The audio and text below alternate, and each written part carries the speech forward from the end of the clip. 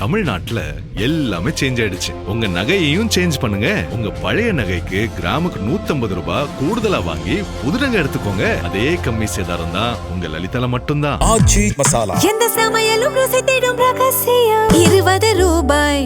ஹாலிடேஸ்னாலே அது நம்ம ஜிடி ஹாலிடேஸ் தான். GT Holidays, South India's #1 travel brand. You know you are special when you're with GT Holidays. அனைவருக்கும் இனிய மாலை வணக்கம். மூத்த பத்திரிகையாளர் சின்னக்குத்தூசி அவர்களுடைய இந்த 92வது பிறந்தநாள் மற்றும் விருது வழங்கும் விழா என்பது இது 15வது ஆண்டு விழா. இந்த அறக்கட்டளையினுடைய 15வது ஆண்டு விழா. இந்த விழாவிற்கு தலைமையேற்க விரும்பியிருந்த ஐயா திருநாவுக்கரசு அவர்கள் வர இயலாத சூழலில் ஆவுடையப்பன் அவர்கள் இந்த நிகழ்ச்சிக்கு தலைமையேற்க இருக்கிறார். நோக்க உரையை வழங்குவதற்கு நக்கீரன் ஆசிரியர் அண்ணன் கோபால் அவர்கள் வருகை தந்திருக்கிறார். விருதுகளை வழங்கி சிறப்புரையாற்ற புலவர் செந்தலை கௌதமண்ணையா அவர்கள் இசைவு தந்து இங்கு வருகை தந்திருக்கிறார்கள். ஆண்டுதோறும் வழங்கப்படுகின்ற வாழ்நாள் சாதனையாளர் விருதினை பெறுவதற்கு மிக பொருத்தமாகவும், அதுவும் சின்னக்குத்தூசி பெயரிலான அந்த விருதை பெறுவதற்கு மிக பொருத்தமானவரான கவிச்சுடர் கவிதை பித்தன் அவர்கள் இங்கே வருகை தந்திருக்கிறார்கள். சிறந்த எழுத்தாளர்களுக்கான விருதுகளை பெற கவிக்கோ துரை வசந்தராசன் அவர்களும், அன்பிற்குரிய தோழர் எழுத்தாளர் ஆழி செந்தில்நாதன் அவர்களும், அன்பிற்குரிய ஊடகவியலாளர் சுகிதா சாரங்கராஜ் அவர்களும் வருகை தந்திருக்கிறார்கள். சின்னக்குத்தூசி அவர்களுடன் பத்திரிகை துறையில் அவருடைய வழிகாட்டுதலில் ஒரு நீண்ட நெடிய அனுபவம் பெற்று இன்றைக்கு சென்னை இதழியல் கழகத்தினுடைய பொறுப்பிலே இருக்கக்கூடிய மூத்த பத்திரிகையாளர் AS பன்னீர்செல்வன் அவர்கள் இங்கே வாழ்த்துரை வழங்குவதற்காக வந்திருக்கிறார்கள். நன்றி உரை வழங்குவதற்கு கௌரா ராஜசேகரன் அவர்கள் வந்திருக்கிறார்கள். மற்றும் எப்பொழுதும் போல சின்னக்குத்தூசி அவர்கள் மீது அன்பு கொண்ட உள்ளங்கள் அனைவரும் இங்கே வருகை தந்திருக்கிறீர்கள். உங்கள் அனைவரையும் வருக வருக என்று சின்னக்குத்தூசி அறக்கட்டளை சார்பில் வரவேற்று மகிழ்கிறேன். 15 ஆண்டுகளாக நடக்குது அப்படின்னு சொல்கிறோம். 15 ஆண்டுகளாக பல முகங்களையும் நான் தொடர்ந்து பார்த்துக்கிட்டு தான் இருக்கோம். முகங்கள் தான் மாறுதே தவிர நிகழ்ச்சியை நடத்துபவர்களும் சரி, நிகழ்ச்சியின் பார்வையாளர்களும் பெரும்பாலும் ஒரே அளவில் தான் இருக்கிறார்கள். ஒவ்வொரு முறையும் ஒரு குறைந்த அளவில் புதிய ஆட்களும் வரக்கூடிய ஒரு சூழல் இருக்குது. சின்னக்குத்தூசி எப்பொழுதுமே சொல்லுவார், அது AS பன்னீர்செல்வன் அவர்களும் சொல்லுவார், கூறியது கூறல் அப்படிங்கிறது தமிழ் இலக்கணத்தில் தவிர்க்கப்பட வேண்டியது குற்றம் என்று சொல்வார்கள். ஆனால் அரசியல் வரலாற்றை எழுதும் பொழுது கூறியதை கூறிக்கொண்டே இருக்க வேண்டும் என்பதுதான் சின்னக்குத்தூசியினுடைய அந்த அவருடைய எழுத்தினுடைய முறை. அதைத்தான் நம்முடைய AS பன்னீர்செல்வம் அவர்களும் அவரிடம் கற்றுக்கொண்டு அதையே அவரும் வலியுறுத்தி எழுதியிருக்கிறார். எனவே அந்த வகையிலே நீங்கள் எல்லோரும் ஒவ்வொரு ஆண்டும் அவருடைய நினைவை போற்ற நாங்கள் இருக்கிறோம் என்று இந்த அரங்கத்தை நிறைவு செய்யக்கூடிய வகையிலே வருகை தந்திருக்கின்ற உங்கள் அனைவருக்கும் என்னுடைய உள்ளார்ந்த நெஞ்சார்ந்த நன்றியை தெரிவித்துக் கொள்கிறேன். இதை நானே பார்த்துட்டேன். 15 ஆண்டுகளாக இதே ஒரு படத்தையே ரீல் ஓட்டிகிட்டே இருக்கும். ரீல் அந்து போச்சுனாலும் அதை ஒட்ட வச்சு ஓட்டுற மாதிரி இல்லை. அதுதான் வருஷத்துக்கு ஒரு தடவை பார்க்குறனால அது உங்களுக்கு புதுசாக இருக்குது. பட் எடுத்தவனுக்கு தெரியுமில்ல. ஆமாம், பார்த்துருக்க கூட இல்லை. அதை நான் என்ன சொல்கிறேன், இன்றைய வடிவத்துக்கு இன்றைக்கி எத்தனை பேருக்கு சின்னக்குத்தூசியை தெரியும்? இன்றைக்கு இருக்கிற தலைமுறையில் இப்படி ஒருத்தர் இருந்தார். அவருடைய படத்திறப்பு 2011ஆம் ஆண்டு மே 29ஆம் நாள் பெரியார் திடலில் நடந்தபோது இதை மாதிரி தான் என்ன முதல்ல நீங்கள் பேசுங்க தம்பின்ட்டு அண்ணன் சொல்லிட்டார். இதே மாதிரி தான் எங்கே வந்தாலும் என்ன தான் அவர் ஆரம்பிச்சுட்டு போயிடுவார் அவர். அது மாதிரி சொல்லும் பொழுது சொன்ன காந்தியை பற்றி ஐன்ஸ்டீன் கூறியதாக சொல்வார்கள், இப்படி ஒரு மனிதன் இரத்தமும் சதையுடன் வாழ்ந்தான் என்பதை எதிர்காலம் நம்பாது என்று காந்தியை பற்றி ஐன்ஸ்டீன் சொன்னதாக கூறுவார்கள். சின்னக்குத்தூசின்னு ஒருத்தர் இருந்தாருன்னா இன்றைக்கு அரசியலில் யாருமே நம்ப மாட்டாங்க. இப்படி ஒருவர் வாழ முடியுமா என்ற வகையிலே அவர் அந்த ஒரு எல்லோருக்கும் ஒரு முன்னுதாரணமாக ஒரு பொது வாழ்க்கை எப்படி அமைய வேண்டும் என்பதற்கான ஒரு இலக்கணமாக திகழ்ந்தவர் அவர். இங்கே விருதுகளை வழங்கி சிறப்பிக்க வந்திருக்கின்ற நம்முடைய புலவர் ஐயா அவர்கள் பாவேந்தர் பெயரிலே பேரவை நடத்தி கோவை மாவட்டம் சூலூரிலே அவர் தொடர்ச்சியாக இந்த திராவிட இயக்க சிந்தனைகளை அடுத்தடுத்த தலைமுறைக்கு கொண்டு போய் கொண்டே இருக்கிறார். நல்ல வேளை அவர் இப்போ டிவிக்கு வந்து பேசுகிறாரு, யூடியூப்பில் பேசுகிறாரு. சின்ன குத்துசி சார்ட்ட எங்களுக்கு இருந்த பெரிய பிரச்சனை என்னென்னா, கேமராவை எடுத்தோம்னா வச்சிருப்பார்.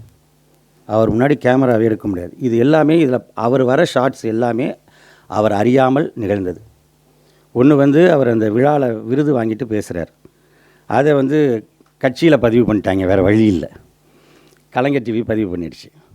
இன்னொன்று, அவர் ஒரு இடத்துல தன்னை பற்றி சொல்லுவார், திருவாரூரில் எப்படி இருந்தேன் போனேங்கிறது. அப்போ திருவாரூர்லேருந்து லயன்ஸ் கிளப் சார்பில் பள்ளி மாணவர்களை அழைத்துட்டு வந்து அவர்கிட்ட கருத்து கேட்க வச்சாங்க. பலரையும் பார்க்குறாங்க சென்னையில் வந்து. அதில் இவர் பத்திரிக்கையாளர்களெல்லாம் அவர் பார்க்குறாங்க. அப்படி பார்க்கும் பொழுது அவருக்கு தெரியாமல் என்று சொன்னாங்க, ஃபோட்டோ எடுக்க முடியும், அவரை வீடியோ எடுக்க முடியுமா, கேமராலாம் எடுத்தினார் வந்து ஒத்துக்க மாட்டார், வேறு என்ன பண்ணலாம், நீ என்ன பண்ண, அந்த கதவோரமாக நின்றுக்க, ஃபோன் பேசுகிற மாதிரி வச்சுக்காது, அவருக்கு தெரியாது. ஏன்னா அவர் செல்ஃபோன் யூஸ் பண்ணதே இல்லை கடைசி வரைக்கும். அதனால் அவரை ஏமாற்றி எடுத்தது தான் அது. அதில் தான் அவருடைய வாக்குமூலம் கிடச்சிருக்கு நமக்கு. இப்படியாக அவர் வந்து கேமராவை இந்த நீங்கள் பார்த்த அந்த குறும்படத்தில் அந்த குரல் கொடுப்பவர் திராவிட கழகத்தினுடைய துணை பொதுச் செயலாளர் அன்பு தம்பி பிரின்ஸ் அவர்கள். அவர் தான் சொன்னார், நாங்கள் எப்போ கேமராவை எடுத்துகிட்டு போனாலும் அவர் வந்து உள்ள வைங்க தோழர்ம்பார். அன்று அவருடைய இறுதி ஊர்வலம் நடந்தது. நாங்கள் சளைக்க எடுத்தோம், உள்ள வைங்க என்று சொல்வதற்கு அவர் இல்லை என்று சொன்னார். அப்படியாக அவர் என்னன்னா, நான் எழுதிட்டு போகிறேங்க, அது எங்கேயோ அது போய் சேருபவர்களுக்கு சேரும் என்றார்ல, இன்றைக்கும் சேர்ந்து கொண்டு இருக்கிறது. இன்றைக்கும் தேவைப்படுகிறவர் நம்முடைய சின்ன குத்தூசி அவர். அந்த வகையிலே இன்றைக்கு அவருடைய பெயரிலான அந்த வாழ்நாள் சாதனையாளர் விருது மிக பொருத்தமானவருக்கு வழங்கப்படுகிறது என்று சொல்வதற்கு காரணம், ஒவ்வொரு விழாவிலையும் அதை சொல்லுவோம். ஏன்னா வாழ்நாள் சாதனையாளரை தேர்ந்தெடுக்கும் பொழுது அது அந்த ட்ரஸ்ட்டுக்குள்ளே நடக்கிற அந்த ஆலோசனைகள் அதற்கு பிறகு முடிவாகும் பொழுது பொருத்தமானவர் தான் தேர்ந்தெடுப்போம். என்று கவிச்சூடர் அவர்கள் இங்கே வந்திருக்கிறார் என்ற பொழுது, சின்ன குத்தூசி அவர்கள் முரசொலியில் பணியாற்றி அவர் கட்டுரை எழுதிய பொழுது இந்த பக்கத்தில் அவருடைய கட்டுரை வந்து அடுத்த பக்கத்தில் கவிச்சூடர் கவிதை வரும். இருவரும் ஒரே இதழில் தங்களுடைய படைப்புகளை கொடுத்தவர்கள். இருவருமே திராவிட இயக்கத்திற்காக, திராவிட முன்னேற்ற கழகத்திற்காக, கலைஞருக்காக நின்றவர்கள். அவரிடமே நான் கவிச்சூடர் அவர்களுமே பல முறை சொல்லியிருக்கிறேன். இருந்தாலும் இந்த 1991ஆம் ஆண்டு ஆட்சி கலைக்கப்படுகிறது. ஜனவரி மாதம் இறுதியில் கவர்னர் கையெழுத்து போட மறுத்துவிட்டார். ஆட்சியை கலைப்பதற்கு நான் ஒப்புக்கொள்ள முடியாது என்று அன்றைக்கு இருந்த கவர்னர் சுர்ஜித் சிங் பர்னாலா மறுத்துவிட்டார். ஆனால் இந்திய வரலாற்றிலேயே அந்த 356வது பிரிவில் கவர்னரின் ஒப்புதல் இல்லாமல் அதர்வைஸ் என்கின்ற செக்ஷனின் அடிப்படையில் ஒரு ஆட்சி இந்தியாவில் கலைக்கப்பட்டது என்றால், அதாவது குடியரசுத் தலைவரால் நேரடியாக கலைக்கப்பட்டது என்றால் அது கலைஞருடைய ஆட்சி மட்டும்தான். இப்படி ஒரு ஜனநாயக படுகொலை வேறு எங்குமே நடந்ததில்லை. எத்தனையோ ஆட்சி கலைப்பு அதுக்கு முன்னாடி நடந்திருக்கு. ஆனால் இப்படி ஒரு ஜனநாயக படுகொலை அதற்கு முன்பு நடந்ததே இல்லை. எனவே அந்த நிலையிலே உண்மையிலேயே எல்லாருக்குமே ஒரு அதிர்ச்சி. ஆட்சி வந்து 2 ஆண்டுகள் தான் ஆகுது, இப்படி ஆயிடுச்சேன்னு எல்லாருக்குமே அதிர்ச்சி. அந்த நேரத்தில் கவிஞர்கள் தான் வார்த்தைகளால் ஒத்தடம் கொடுப்பார்கள். அப்பொழுது ஒரு குடியரசுத் தலைவர் இப்படி நடந்து கொள்ளலாமா? நீதான ஜனநாயகத்தை காப்பாற்றணும். இது இந்தியாவின் முதல் குடிமகன் நீ என்றால், இந்தியா ஒரு குடியரசு நாடு என்றால் அந்த குடியரசுத் தலைவர் நீதானே காப்பாற்றணும்.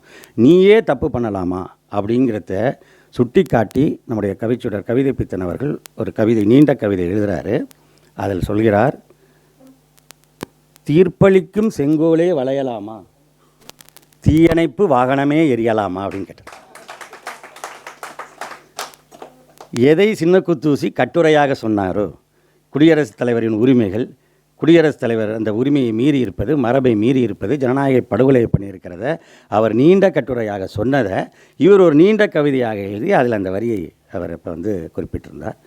அது மட்டுமல்ல, அவர் எப்படி சொன்னாரோ, கலைஞருக்கு நான் கொடி பிடிக்கிற தொண்டன் என்று அந்த குறும்படத்திலே சின்ன குத்தூசி அவர்கள் சொல்லியிருப்பார். அப்படிலாம் இல்லை, கலைஞர் அவர் அப்படி சொன்ன பிறகு கலைஞர் அவரை பற்றி என்ன சொல்லியிருக்காருங்கிறது தான் அதுக்கு உடனே அடுத்த சீன்னா அதில் இதாக இணைச்சோம். அந்த அளவுக்கு அது மாதிரியே நம்முடைய கவிதை பித்தன் அவர்கள் மீதும் கலைஞருக்கும் இன்றைக்கு இருக்கக்கூடிய தலைவருக்கும் இளம் தலைவருக்கும் ரொம்ப மதிப்பு உண்டு. அவருடைய படைப்புகளின் மீது மதிப்பு உண்டு. ஏனென்றால் அவருடைய படைப்பாற்றல் அப்படி. அண்மை காலமாக அவர் கம்பன் கழக விழாவுக்கெல்லாம் போய் கொண்டு இருக்கிறார். ஆமாம், திராவிட இயக்கம், கம்பரசம் எழுதிய இயக்கம், தீப்பரவட்டும் என்று சொன்ன இயக்கம், கம்பராமாயணத்தையும் பெரிய புராணத்தையும் எரிக்கணும்னு இவர் கம்பன் கழகத்துக்கு போகிறாரேன்னு நாங்கள் கூட அப்படி கொஞ்சம் கெதக்குன்னு தான் இருந்துச்சு. ஆனால் இப்போ அங்கே போய் கம்பனுக்கும் கருப்பு சிவப்பு கவிஞனாக மாற்றியவர் நம்முடைய கவிச்சுடர் அவர். இனத்தலைவா, உன் புகழை பாட பறந்து போகவும் ஆசை. கலைஞரை பற்றி சொல்கிறார். இனத்தலைவா, உன் புகழை பாடவும் பறந்து போக ஆசை. நீ இரங்கற் கவிதை எழுதுவாய் என்றால் நான் இறந்து போகவும் ஆசை என்று சொன்னவர். அவருக்கு நிறைவேறாத ஒரு ஆசை அது. ஏன்னா இனி கலைஞர் ஆனால் கலைஞருடைய தமிழை, அந்த மரபு கவிதையை முன்னெடுத்து செல்லக்கூடியவராக, தமிழினுடைய அந்த சிறப்பான கவிதைகளை முன்னெடுத்து செல்லக்கூடியவராக இருக்கக்கூடிய, இன்னும் பல்லாண்டுகள் இருந்து கலைஞர் உங்களுக்கு இரங்கற்பா எழுதலைங்கிறது எங்களுக்கெல்லாம் மகிழ்ச்சி. உங்களுக்கு வேணால் அந்த ஆசை நிராசையாக இருக்கலாம். நீங்கள் இன்னும் பல ஆண்டுகள் எழுதுவதற்கு இந்த விருது ஊக்கமாக இருக்கும் என்று நான் உண்மையாகவே நம்புகிறேன். அதுபோலவே எழுத்தாளர்கள் கவிக்கோ துரை வசந்தராசன் அவரும் மரபு கவிதை. இன்றைக்கி மரபு கவிதைன்னா கவிதையே யாரும் படிக்கிறாங்க, எந்த அளவுக்கு படிக்கிறாங்கங்கிறது அவங்களே எழுதி அவங்களே படிக்கிற மாதிரியும், அல்லது ஒரு சிறு வட்டத்துக்குள் அது குறித்து பேசக்கூடிய நிலையில் இருக்கிற நிலையில் மரபு கவிதையில் தொடர்ந்து இயங்கிக் கொண்டிருப்பவர். அதுபோல் எழுத்தாளர் அன்பு தோழர் செந்தில்நாதன் அவர்கள், அவர் பத்திரிகை துறையில் பணியாற்றி பதிப்பாளராகவும் இன்னும் தமிழ் மொழிக்கான அமைப்புகளை உருவாக்கி உலகளாவிய அளவில் செயல்படக்கூடியவராகவும் சிறந்து பணியாற்றி கொண்டிருக்கிறார். அதுபோல ஊடகவியலாளர் சுகிதா சாரங்கராஜ் அவர்கள் தொலைக்காட்சியிலும் சரி பத்திரிகையிலும் சரி, இன்றைக்கு அவர் தனியாக நடத்தக்கூடிய அந்த வலையொலி காட்சியாக இருந்தாலும் சரி, எல்லாவற்றிலும் ஒரு பெண் சிறப்பாக செயல்பட முடியும். அதுதானே திராவிட இயக்கத்துடைய கொள்கையே. பாலின சமத்துவம் என்பதை தன்னுடைய செயல்பாடுகளால் நிரூபித்து கொண்டிருக்கிறார். எனவே இன்றைக்கு இந்த விருதுகளை பெறுகின்ற அனைவரும் இதற்கு பொருத்தமானவர்கள். அவர்களை வாழ்த்தி வந்திருக்கின்ற உங்கள் அனைவரையும் வரவேற்று என்னுடைய வரவேற்புரையை நிறைவு செய்து தலைமுறையாற்ற ஆவுடைப்பன் அவர்களை அன்புடன் அழைக்கிறேன். நக்கீரன் டிவிக்கு சப்ஸ்கிரைப் செய்யுங்கள். உங்கள் ஆதரவே எங்கள் பலம். ஆசிரியர்களுக்கு நண்பனாகவும் மாணவர்களுக்கு ஆசானாகவும் திகழும் தேர்வு வழிகாட்டி. ஒவ்வொரு பாடத்திற்கும் அனுபவமிக்க ஆசிரியர்களின் துல்லியமான தெளிவான விடைகள். CNC இருக்கு, தேர்வு பயம் எதற்கு? இது தீரன் பப்ளிஷிங் ஹவுஸ் விற்பனை வெளியீடு.